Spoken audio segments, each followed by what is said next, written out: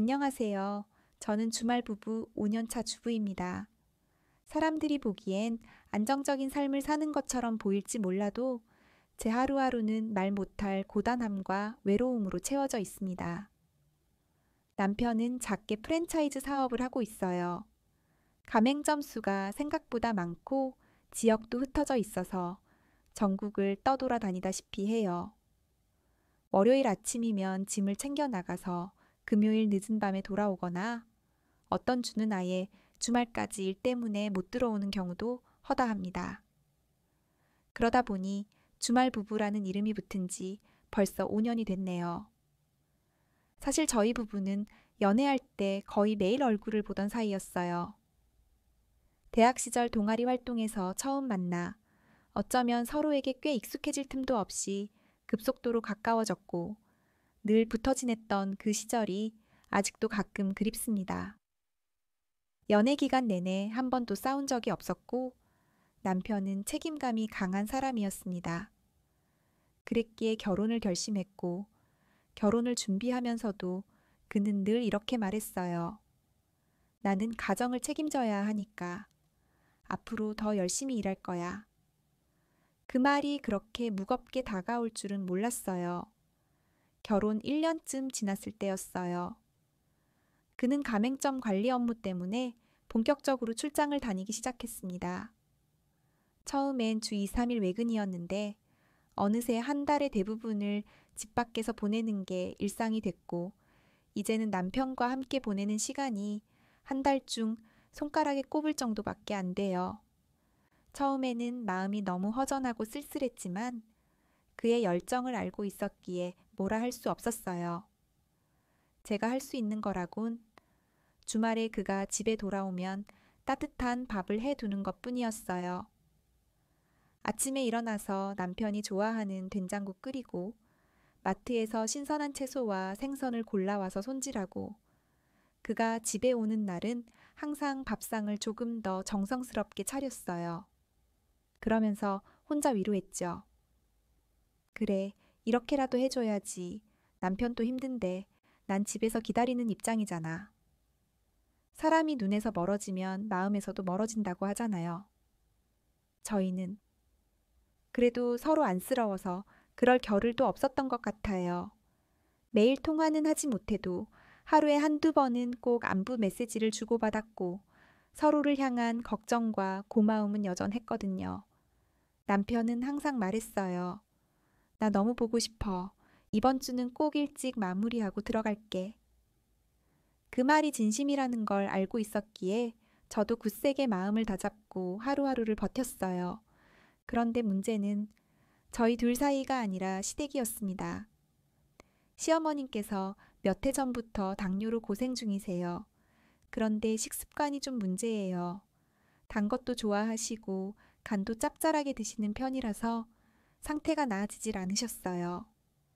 병원에서는 식이 조절이 가장 중요하다고 했고 남편은 출장 중이다 보니 자연스럽게 그 역할이 저한테 넘어왔습니다. 결혼한 지 2년째부터는 거의 매주 시댁에 가서 어머님 식사를 챙기기 시작했어요. 처음엔 당연히 해야 할 도리라고 생각했어요. 며느리니까 아픈 어머니를 돌보는 건 당연하잖아. 그렇게 생각하고 참고 또 참고 했죠. 하지만 솔직히 말하면 너무 힘들었어요.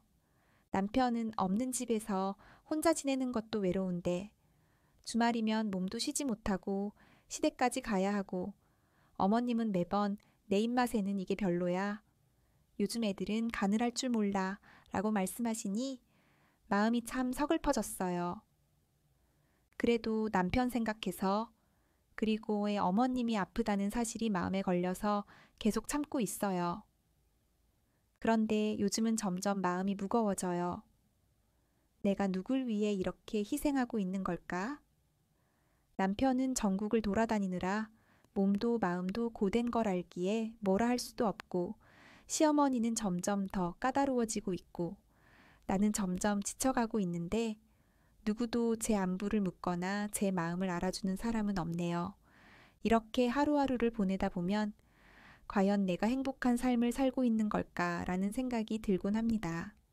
그래도 아직은 버틸 수 있다고, 아직은 내 가정과 남편을 위해 더 해보자고 마음을 다잡고 또 하루를 시작합니다. 아픈 시어머님 때문에 걱정하랴, 일하랴 정신이 없던 요즘이었어요. 그런 가운데서도 저는 늘 남편 생각하며 버텼죠. 이 모든 게 남편이 전국을 떠돌며 일하는 고된 삶에 조금이라도 힘이 되어주고 싶어서 한 일이니까요. 그날 아주버님의 말에 저는 정말 할 말을 잃었어요. 나는 앞치마 하고 있는 여자들이 그렇게 좋더라고. 뭔가 섹시하고. 그 말이 제 귀에 꽂히는 순간 이건 더 이상 단순한 농담도 우스개도 아니라는 걸 직감했죠. 아주버님, 말 좀 가려서 해주세요. 제가 최대한 정중하게 말했지만 돌아온 건 더 기가 막힌 말이었어요. 장난 좀 친 것 같고 왜 그렇게 예민해? 그날이야? 그 짧은 한마디에 제 얼굴이 확 굳었습니다. 그 사람은 제 반응을 우습게 여기는 것 같았고 곧바로 잡채며 갈비찜을 덜어서는 방으로 들어가 버렸죠. 음식하는 사람 앞에서, 그것도 어머님 생신 준비를 하는 사람한테 대놓고 그런 말을 한다는 게 도대체 어떻게 사람이 저럴 수 있을까 싶었어요. 몸이 얼어붙은 것 같았습니다. 분명히 이건 성희롱이에요. 그런데 시댁이라는 공간 안에서, 그것도 어머님 집에서 그런 일이 벌어졌다는 게 너무 불쾌하고 충격적이었어요. 순간 소리를 지르고 싶었고 바로 남편에게 전화를 걸고 싶었지만 발이 묶였습니다. 내가 여기서 이걸 문제 삼으면 이 집안에서 내가 어떤 사람으로 보일까? 어머님은 분명히 아실 텐데 아무 말도 안 하시고 계시고, 남편한테 말하면 남편은 믿어줄까? 형이니까 또 애매하게 넘기지 않을까? 머릿속에 수십 가지 생각이 한꺼번에 떠올랐고 그냥 저는 참았어요. 그게 제 실수였는지도 모르겠어요. 참아서는 안 됐던 일이었는데 너무 갑작스럽고 충격이 커서 그때는 그냥 얼어붙어 버린 거예요. 그렇게 조용히 다시 음식 준비를 마치고 있는데 갑자기 아주버님이 방에서 나와서 또 말을 걸더군요. 그 목소리가 다시 들리는 순간 진심으로 몸에 소름이 끼쳤습니다. 재수씨, 너무 신경 쓰지 마요. 내가 괜히 오랜만에 사람 보고 들떴나 보지. 나도 요즘 좀 외롭고 그래서 그래. 외국 살다 와서 그런가. 말투가 좀 직설적이잖아. 이해 좀 해줘요. 형님이라 생각 말고 친구처럼 보면 되지. 친구, 정말 어처구니가 없었어요. 결혼한 지 5년 차고 저는 남편과 떨어져 주말에만 겨우 보는 삶을 살고 있는데 시댁에서 마주친 시형님한테 친구처럼 지내자는 말을 들어야 한다니. 이게 말이 되는 상황인가요? 그 뒤로는 말도 하기 싫었습니다. 그냥 네, 아, 예, 짧게 대답만 하고 음식만 마저 마무리했어요. 어머님은 그 상황을 눈치채셨는지 아무 말씀도 안 하시고 그냥 조용히 계시더라고요. 생신상을 차려드리고도 오래 머무르지 않았습니다. 어머님, 드시고 약 챙겨 드세요. 저는 이만 가보겠습니다. 그래, 아가. 오늘도 고생 많았다. 어머님도 그날은 유난히 짧게 말씀하시더군요. 아마 뭔가 느끼셨던 것 같아요. 그렇게 집으로 돌아오는 차 안에서 저는 창문만 멍하니 바라봤어요. 이게 무슨 상황인가 싶고 괜히 눈물이 났어요. 내가 뭘 그렇게 잘못한 게 있다고 시댁에서 이런 말까지 들으며 속으로 삼켜야 하나, 남편한테 말을 해야 하나, 말면 안 되는 건가. 몇 번이고 휴대폰을 들었다 놨다 했어요. 하지만 결국엔 그날도 아무 말 없이 혼자 꾹 삼키고 말았어요. 그 순간이 아직도 생생합니다. 재수씨, 사람이 왜 그렇게 예민해? 내가 뭐 재수씨한테 뭘 그렇게 잘못했어? 갑자기 날카로운 어조로 쏘아붙이는 아주버님의 말에 숨이 턱 막혔습니다. 네? 어떻게 받아쳐야 할지 몰라 되묻자 아주버님은 저를 노려보며 말을 이어갔어요. 아니 그렇잖아. 내가 재수씨한테 뭐 한번 하자고 하기를 했어. 뭘 그렇게 벌레 보듯 쳐다봐? 정말 당황스러웠어요. 제가 한 게 뭐라고 그냥 불쾌한 농담을 불쾌하게 받아들였을 뿐인데 갑자기 사람을 몰아붙이다니요. 제가 뭘 어떻게 했다고 이러세요? 담담하게 되묻자 아주버님은 급기야 고함을 질렀습니다. 아, 표정계 띠껍네 진짜. 눈빛이 기분 나쁘잖아. 할 말을 잃었습니다. 이건 단순한 가족 간의 갈등이 아니라 폭력적인 언어와 위협이었습니다. 그리고 결정적인 한마디. 너 진짜 나랑 살았으면 한 대 맞았어. 알아? 그 말을 들은 순간 심장이 철렁 내려앉았어요. 무섭다는 감정이 한순간에 온몸을 얼려버렸습니다. 그때였습니다. 방에서 쉬고 계시던 시어머님이 상황을 들었는지 급하게 나오셨어요. 야야야, 그만해. 너 또 왜 그래? 사람한테 왜 이래?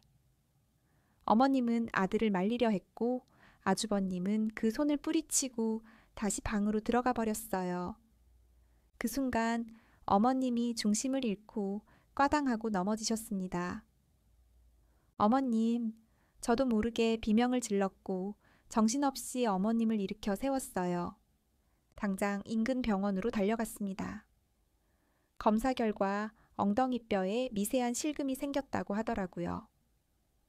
나이가 있으셔서 그런지 조그만 충격에도 뼈가 쉽게 다치신다고.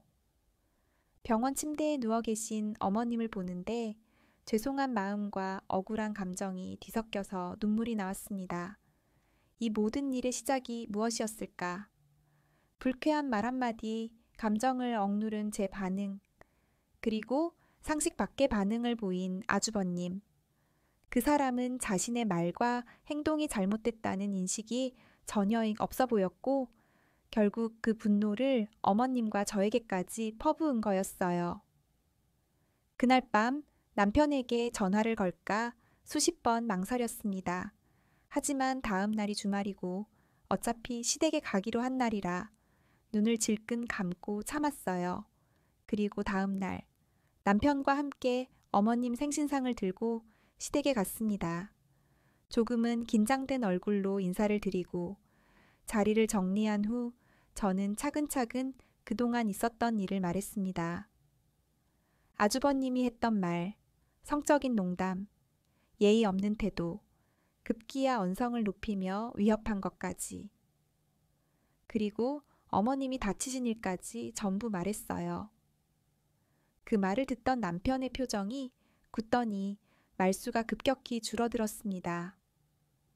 그래서 엄마는 지금 병원에 계신 거야? 응, 엉덩이뼈에 실금 갔대. 많이 아프대. 아, 그 형이 또. 잠시 정적이 흐른 후 남편이 말했습니다. 앞으로 시댁엔 나랑 같이 갈 때만 가. 혼자는 절대 가지 마. 그래서? 당신 형한텐 아무 말도 안 해? 그 형 성격 알잖아. 괜히 자극하면 더 폭발할 수도 있어. 내가 잘못한 게 없는데 왜 내가 피해 다녀야 해? 그게 아니라 네가 다칠까 봐 그런 거잖아. 그 말에 더 이상 아무 말도 할 수 없었습니다. 남편이 저를 걱정해서 그렇게 말한 걸 알지만 제 감정은 그렇지 않았습니다. 그 상황을 겪은 저에 대한 위로도 어머님을 다치게 한 형에 대한 분노도 없이 그냥 선을 긋는 말만 하는 남편에게 너무 서운했어요. 그날 밤 집에 돌아와서 한참을 혼자 울었습니다. 시댁이라는 공간이 이제는 무섭고 그 형이라는 사람을 생각하면 치가 떨리는데 남편이 그저 형이랑 가까이 있지 마거라는 말로 끝낸다는 게 너무나 참담했습니다. 나중에 어머님한테 전화를 드렸더니 아가야, 형이 원래 말이 험해서 너무 마음 쓰지 마라. 그러시는데 그 말이 더 가슴 아팠습니다. 이젠 정말 누가 나를 보호해 줄 수 있을까? 누구의 편도 아니고 어디 기댈 데도 없는 느낌이 들었습니다. 그때 처음으로 제가 가정이라는 울타리 안에서 혼자인 사람처럼 느껴졌어요. 시어머님은 참 솔직하신 분이세요. 입맛에 안 맞으면 바로바로 말씀하시거든요. 아가, 이거 너무 싱거운데 소금 좀 넣으면 안 되겠냐? 어머님, 단 것도 조심하셔야 하는데 간도 짜게 드시면 몸에 해로워요. 너 때문에 내가 아주 무병장수하겠다. 이미 유병 상태시잖아요. 유병장수를 목표로 해봅시다. 이렇게 웃으면서 티격태격하는 맛도 있었어요. 고부 사이가 아주 살가운 사이는 아니어도 저는 크게 문제라고 생각해 본 적이 없었어요. 오히려 이런 농담이 오가는 관계가 어디 쉬운가요? 그런데 진짜 문제는 예상치 못한 곳에서 터졌습니다. 남편의 형, 그러니까 제 아주버님이 해외에서 사업을 접고 귀국하시면서부터 상황이 조금씩 이상하게 흘러가기 시작했어요.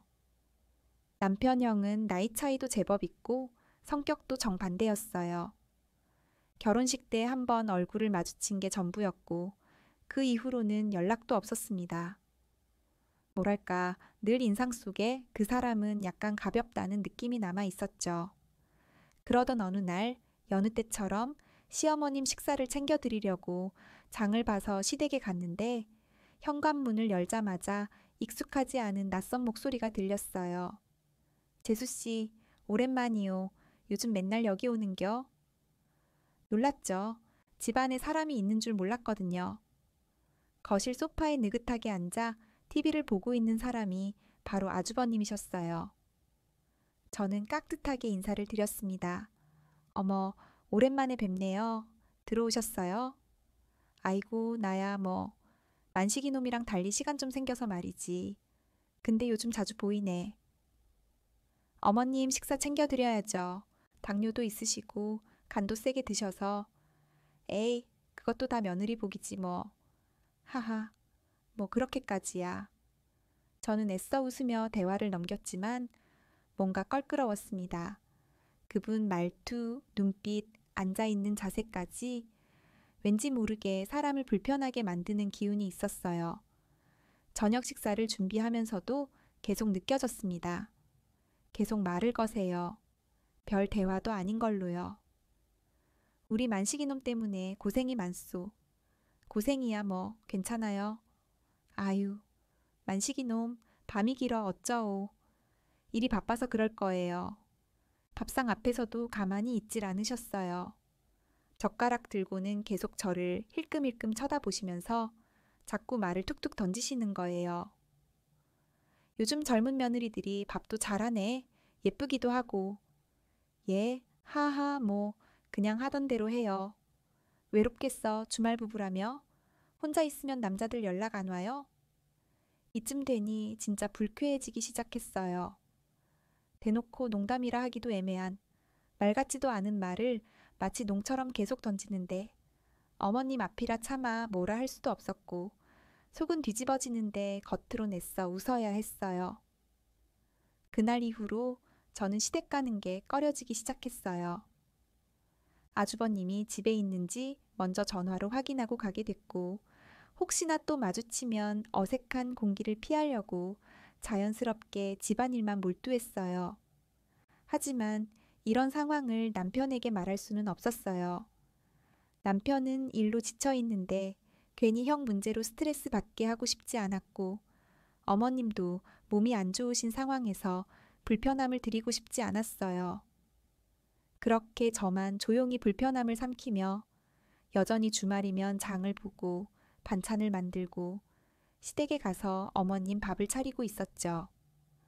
겉으론 아무 일 없는 듯 평온한 주말을 보내면서요. 하지만 저는 점점 지쳐갔어요. 남편은 안 보이고 아주버님은 불쾌하게 굴고 나는 혼자서 이 가족을 위해 헌신하고 있는데 그 누구도 제게 괜찮냐고 물어주지 않았거든요. 시어머님 생신날. 비록 불미스러운 일이 있었지만 가족이라는 이름 아래 어찌되었든 조촐하게 생신상을 차려야겠다는 생각에 나섰습니다. 그래도 축하할 자리는 축하해야지 싶었죠. 신랑은 무거운 얼굴로 어머님과 아주버님 앞에 앉았고 저는 평소처럼 상을 차리고 뒤이어 생일 미역국과 갈비찜, 잡채, 전 몇 가지를 내어놓았어요. 어머님은 환하게 웃으며 아가야, 네 손맛은 진짜 최고다 하시며 고개를 끄덕이셨고 신랑도 억지로라도 웃으려 애쓰는 게 보였어요. 그렇게 어색하지만 나름대로 조용하고 점잖게 생신 파티가 마무리되어 갈 무렵 저는 설거지를 하러 부엌으로 들어갔고 뒤에서는 어머님이 과일을 깎고 계셨고 거실에서는 신랑과 아주버님이 TV를 보며 이야기를 나누고 있었습니다. 그러다 아주버님의 낄낄거리는 웃음소리가 또렷하게 들려왔어요. 아, 내가 그때 앞치마 얘기했잖아. 근데 오늘 또 앞치마 하고 있네? 듣고 있자니 소름이 끼쳤습니다. 그런데 그 다음 말이 더 충격이었어요. 저 재수씨 관리 좀 잘해야겠다. 성격이 어찌나 불같고 따박따박 대드는지.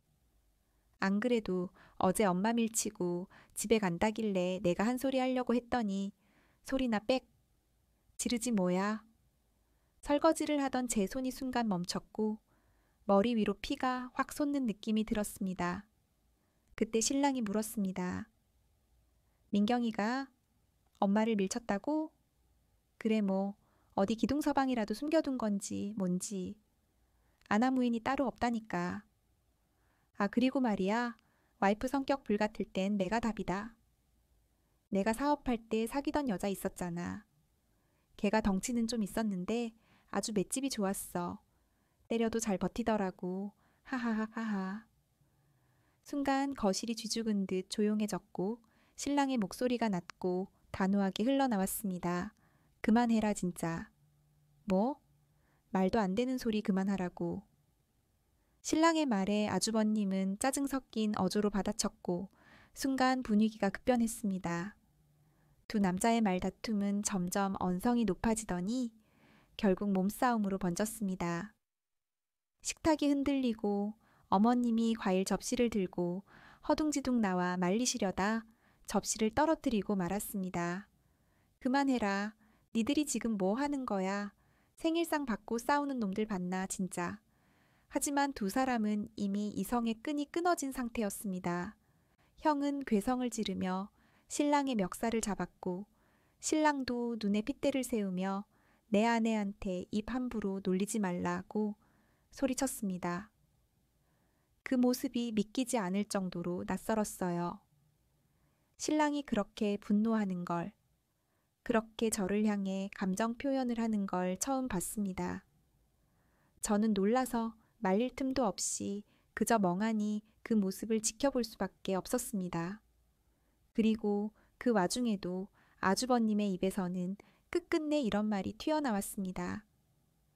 그래, 네가 내 동생 아니었으면 진작에 재수 씨한테 손댔을지도 몰라. 뭐 어쩔래? 정말이지 그 순간 거실 공기조차 얼어붙은 것 같았습니다. 신랑은 이를 악문 채 주먹을 드는 듯 하더니 어머님의 비명을 듣고 겨우 멈췄어요. 그만 좀 해. 다 그만해라 좀.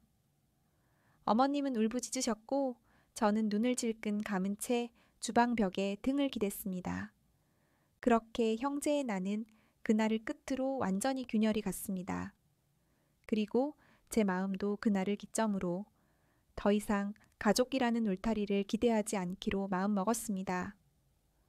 그 누구도 내 감정을, 내 상처를 진심으로 들여다보지 않았던 그날 이후로 생신날의 그 난리통 이후로는 아주버님과 마주칠 일이 없었습니다.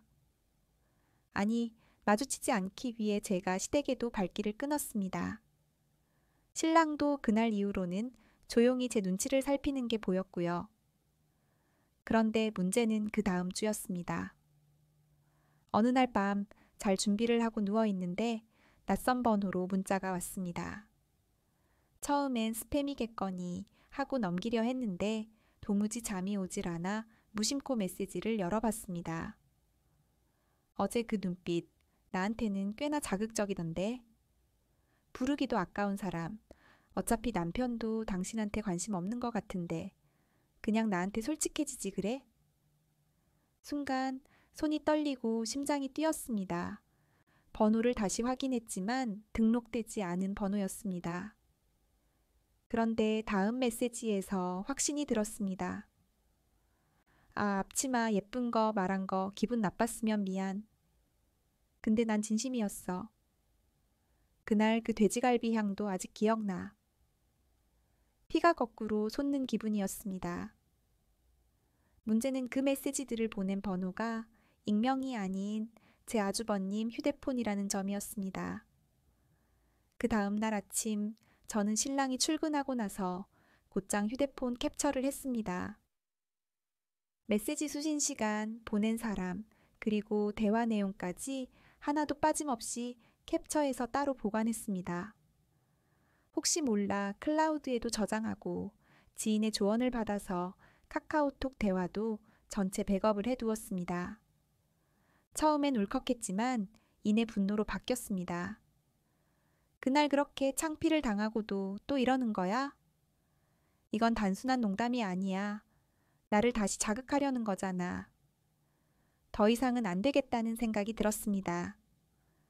그날 저녁 저는 지인 중 한 명에게 물어봤습니다. 이게 법적으로 신고할 수 있는 사안이냐고요. 그 친구는 변호사 사무실 사무장으로 일하고 있었는데 제 메시지를 보고 단호하게 말했습니다. 이건 완전한 2차 가해야. 통신매체 이용 음란죄도 성립 가능하고 모욕죄도 충분히 해당돼. 증거 확실하니까 고소하자. 그 말을 듣고 나니 눈물이 핑 돌았습니다. 왜 그간 나는 이런 상황 속에서도 참고 살아야 했을까? 가족이니까, 시댁이니까, 어른이니까. 그 틀 안에서 나만 점점 무너지고 있었다는 사실이 뼈저리게 느껴졌습니다. 다음 날 저는 동네 경찰서 여성청소년과에 예약을 잡고 직접 방문했습니다. 그리고 아주버님과의 문자 내역을 보여드렸습니다. 담당 여경은 제 눈을 똑바로 보며 말했습니다. 피해자분 늦지 않게 오셔서 정말 다행입니다. 이건 충분히 고소 가능합니다. 혹시 과거에 불쾌하거나 언어적 폭력이 있었던 정황도 정리해 주실 수 있을까요? 저는 그동안 있었던 일들을 조목조목 정리해서 메모로 넘겼습니다. 시어머님 앞에서 했던 앞치마 발언, 음식 준비 중 뒷모습이 어떻고 하는 말들, 그리고 생신날 난투극이 벌어진 계기까지. 한 줄 한 줄 써내려가면서 마음이 복잡하게 얽혔지만 그 감정들을 차분하게 꾹 눌러 적어갔습니다. 이제는 더 이상 물러서지 않으려 합니다. 내가 웃고 넘겼던 시간들, 그걸 후회하지 않기 위해서라도. 경찰서에서 진술을 마치고 돌아오는 길, 머릿속은 텅 비어 있었습니다. 사실 지금이라도 신랑에게 모든 걸 이야기할까 말까 수십 번을 망설였어요. 하지만 가족끼리 그럴 수 있냐, 형이라 어쩔 수 없다는 식의 반응이 돌아오면 그땐 내가 완전히 무너질 것 같았죠. 결국 며칠을 뜸들이다가 저는 그날 저녁 조용히 신랑에게 이야기를 꺼냈습니다. 핸드폰을 보여주며 아주버님에게 받은 메시지 캡처를 보여줬습니다. 신랑은 처음엔 말이 없더니 하나하나 읽어보며 눈썹이 꿈틀거리더군요. 그리고 한참 후 조심스럽게 입을 열었습니다. 이거 진짜 우리 형이 보낸 거 맞아? 당신이 직접 확인해봐. 번호도 똑같고 시간도 그날이야. 근데 이거 혹시 당신이 뭔가 오해하거나 과민하게 받아들인 건 아니고? 그 말을 듣는 순간 눈앞이 새까매졌습니다. 내가 이럴 줄 알았어. 결국엔 나를 믿지 않는 거였어. 과민 반응? 지금 그게 할 말이야? 장난이라기엔 너무 노골적이고 지금 고소까지 한 상황인데도 그래? 잠깐 고소했다고? 너 내 형을? 말이 끝나기 무섭게 신랑은 자리에서 벌떡 일어나더니 두 손으로 머리를 감싸주었습니다. 그리고는 한숨을 내쉬며 말했습니다. 왜 이렇게 일을 키우는 건데? 그냥 무시했으면 안 됐어. 무시하라고? 그럼 그날도 무시하고 오늘도 무시하고 앞으로도 계속 그런 식으로 넘기라고. 나는 당신 형이 아니라 내가 무서워. 당신이 내 편 안 들어줄까 봐 그게 더 두려워. 지금도 그러고 있어. 결국엔 내 감정을 의심하고 당신 형 감싸느라 나를 쪼개고 있잖아.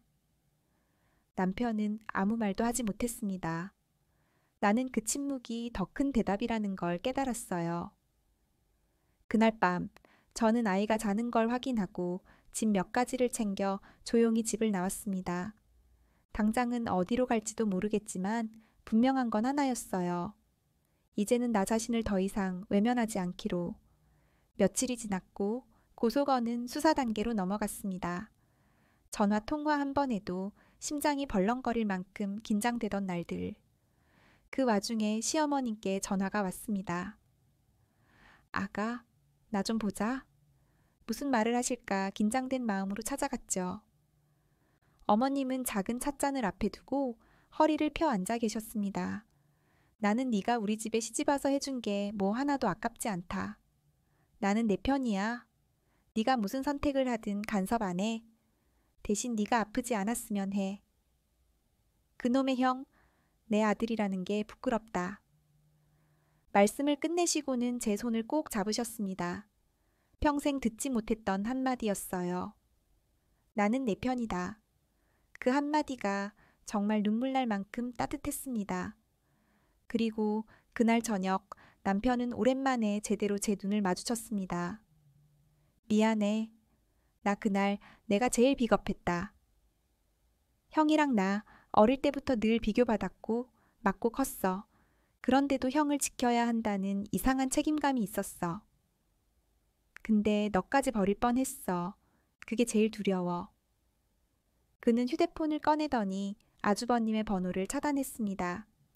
그리고 경찰서에 가서 진술서를 추가로 작성했습니다. 내 아내가 진심으로 고통받았다고. 우리는 더 이상 시댁에 가지 않았습니다. 아주버님은 경찰 조사를 받고 문자 내용 일부가 문제가 되어 모욕죄와 통신매체 음란죄 일부 인정으로 약식 기소됐고 벌금형을 받았습니다. 저는 그 돈으로 새로운 앞치마 하나를 샀어요.